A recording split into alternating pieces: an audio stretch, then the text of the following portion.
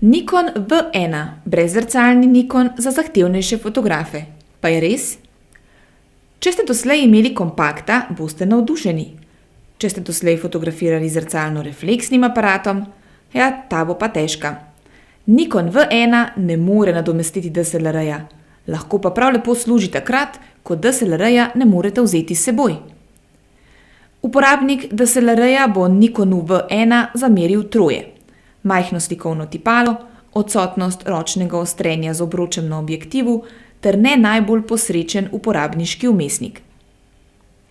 Po drugi strani Nikon V1 navduši z odličnim elektronskim iskalom, pa tudi s kakovostjo fotografij. Pohvaliti je treba tudi hitro delovanje, pa natančnost samodejnega ostrenja in tudi video zmogljivosti aparata. Nikon V1 zato priporočamo tistim, ki želijo od aparata več, kot lahko ponudi kompakt, a ne želijo zrcalno-refleksnega aparata.